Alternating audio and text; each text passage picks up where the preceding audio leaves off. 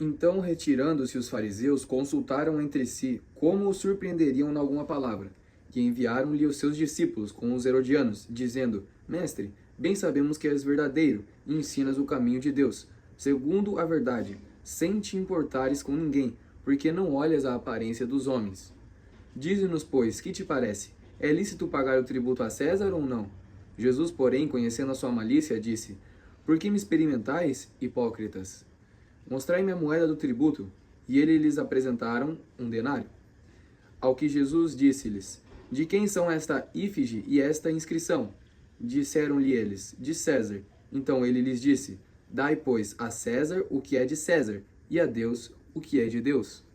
E eles, ouvindo isso, maravilharam-se, e deixando-o, se retiraram. Essa passagem de Mateus 22, do versículo 15 ao versículo 22, ela é a resposta dos fariseus às ações de Jesus. É importante a gente entender o contexto dessa passagem, porque assim a gente entende que tem algo além do que está escrito nessas linhas. Jesus ele entra em Jerusalém como um rei. O povo o recebe e depois Jesus ele purifica o templo e diz que o reino seria tirado dos líderes religiosos de Israel, porque eles o rejeitaram. E agora todos se unem, os fariseus, os saduceus, os herodianos, pessoas que discordam, mas que elas concordam porque elas têm um inimigo em comum, Jesus. Então os três eles se unem para fazer perguntas a Jesus a fim de descredibilizá-lo à frente do povo. E a primeira pergunta que eles fazem, primeira armadilha, por assim dizer, é essa que a gente leu aqui do versículo 15 ao 22. Porque se Jesus ele respondesse que sim, que devemos pagar o imposto a César, então as multidões diriam que Jesus é um traidor, porque Roma era opressora do povo judeu e eles não seguiam a lei de Deus. Mas se Jesus dissesse para não pagar o imposto a César, então os fariseus, os saduceus e os herodianos, eles levariam Jesus até as autoridades romanas sobre o pretexto de que Jesus era um traidor. Mas Jesus, com sabedoria, ele responde: dai a César o que é de César e dai a Deus o que é de Deus. Essa frase, dai a César o que é de César e dai a Deus o que é de Deus, é uma frase que você já ouviu muitas vezes, só que ela tem um significado muito profundo.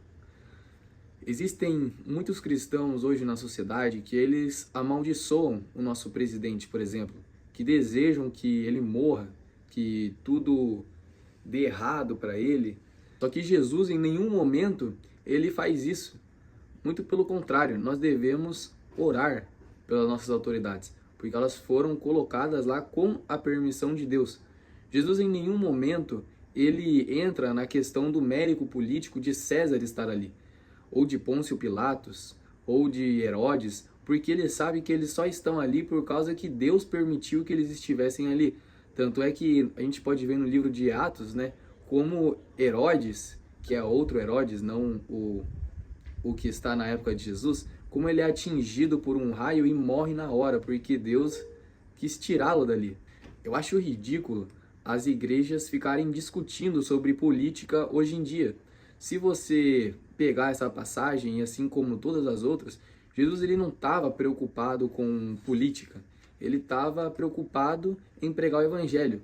Só que muitas igrejas hoje elas estão mais preocupadas com tomar um lado político, falar que o outro é do diabo, difamar as pessoas que votam no outro lado, do que pregar o evangelho em si.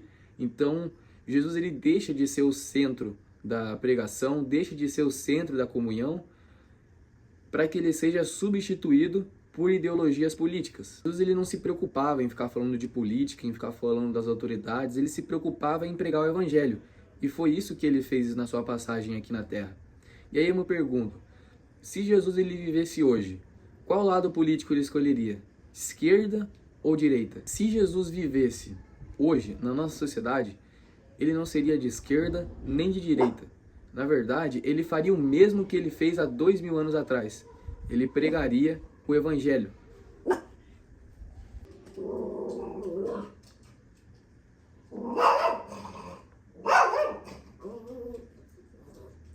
Cala a boca, Sofia. Eu sei que isso dói no coração de muitos que têm os políticos como objeto de idolatria, que acha que algum político dessa eleição é temente a Deus ou que vai mudar o Brasil. Essa é a verdade. A verdade é que a idolatria política, ela está ligada com a religiosidade, com o legalismo. Porque não importa se o seu irmão é de esquerda ou de direita, importa se ele acredita em Deus, se ele acredita em Jesus. O que defende um ou defende outro está defendendo um político que é corrupto, do mesmo jeito. Então a gente não deve ficar brigando por política, até porque Paulo, Pedro, João, Mateus e todos os apóstolos, nenhum deles fazia isso. Nos primeiros 2 séculos, a igreja se preocupava em pregar o evangelho. E ela inclusive era perseguida por isso. Mas depois, no século III, houve uma união do Estado com a igreja. E foi aí que a igreja parou de ser perseguida, mas surgiu o clero, que ganhou uma vida de luxo às custas da fé, surgiram os templos, surgiram práticas introduzidas ao cristianismo, vindas de outras religiões, e Constantino ficou como o chefe da igreja, por assim dizer, sendo que em toda a sua vida, mesmo ele sendo o chefe da igreja, ele continuou sendo sacerdote em outras religiões pagãs. Até a imagem de Jesus mudou por causa da adesão do cristianismo ao Império Romano, porque antes Jesus era retratado como alguém que se sacrificou, como alguém que morreu em nosso lugar. Mas agora o imperador era cristão, agora Jesus não podia ter essa imagem. Então, as imagens de Jesus crucificado foram substituídas apenas por um Jesus que é rei, que nunca sofreu, distante, sério, que não se compadece de nós. E nos dias de hoje a gente também vê o resultado dessas práticas na igreja evangélica também. Por exemplo, muitas igrejas evangélicas que se preocupam em tomar um lado político mais do que pregar a Jesus, elas colocam objetos judaicos no culto, consequência de tomarem um lado político. Quando a igreja ela se mistura com a política, muitos problemas surgem, porque a igreja ela deixa de ser vista como uma ferramenta para proclamar o reino, e ela passa a ser confundida com domínio, com influência e com poder. É só a gente ver as igrejas de hoje, que elas acham que a gente está na época de Israel, que tem que conquistar terras, que tem que conquistar a terra, que acham que através da política, que através do domínio do cristianismo no mundo, o mundo vai ser um lugar melhor. Sendo que a Bíblia diz que o mundo não vai ser um lugar melhor. O mundo só vai piorar. Goste você ou não, é o que a Bíblia diz. Mas quando a gente entende que o mundo só vai a pior e que nós não vamos melhorar a sociedade, então a gente se concentra apenas em pregar o evangelho. Porque o que salva não é uma sociedade moralmente correta, é a crença em Jesus. Eu até estava na pregação do meu pastor de jovens esse sábado e ele estava falando sobre esse assunto, sobre uma sociedade moralmente correta. E aí ele falou algo muito interessante, que daí vai uma sociedade inteira moralmente correta para o inferno, porque não tem a Jesus. Geralmente, nós damos a César o que é de César. Difícil mesmo é a gente dar a Deus o que é de Deus. Por exemplo, os fariseus, eles tinham zero de zelo com Deus em si, mas eles tinham muito compromisso com a política. A religião acabou virando uma política em Israel. Eles se reuniam no Sinédrio todos os dias para tratar sobre política. Eles se reuniam com Roma para tratar sobre política. Eles se humilhavam e atuavam na frente do povo para ganhar moral com o povo, atuando como os políticos de hoje atuam. E em meio a tanta política, onde é que está Deus no meio de tudo isso? Eu vou falar uma verdade que você pode não gostar, mas quem idolatra político tem espiritualidade fraca, porque está mais preocupado em fazer campanha para político do que pregar o evangelho em si. Aí você vai ver, o cara fica postando sobre política todos os dias, discute na internet todos os dias, mas e a sua leitura da Bíblia? Como é que você tem lido a Bíblia? Você tem estudado a Bíblia? Você tem orado? Você tem feito um propósito? Aí você vai me responder que sim. Mas você está mentindo. Porque se você de fato fizesse isso, o seu foco não estaria nas coisas da terra, o seu foco estaria nas coisas do céu, nas coisas celestiais. Quem tem maturidade espiritual não fica discutindo sobre política, não fica falando que o outro é do demônio, que se a pessoa acredita em determinada ideologia política, ele não pode entrar no reino de Deus, porque não é isso que a Bíblia diz. A Bíblia diz que todos os que crerem de fato que Jesus é o seu Senhor e Salvador entrarão no reino dos céus. Independente se você vota em um lado ou se você vota em outro. Quem tem maturidade espiritual não fica discutindo sobre política na internet, não fica fazendo postagem sobre política toda hora, não fica falando que o outro é do demônio, porque ele está preocupado em pregar o evangelho, ele está preocupado em apresentar o evangelho, ele está fazendo alguma coisa para o reino. E ele sabe que a sociedade não vai melhorar, que o mundo não vai melhorar. Então, a única esperança que a gente pode dar para essa sociedade perdida, que só vai a pior, é Jesus. Porque se a gente pregar o evangelho, alguns desses perdidos serão salvos.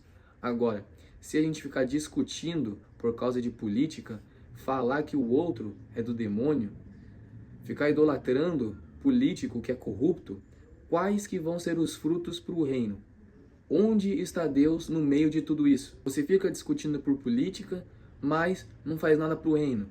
Você fica associando o nome de Deus a um político corrupto e fala que Deus aprova esse político corrupto.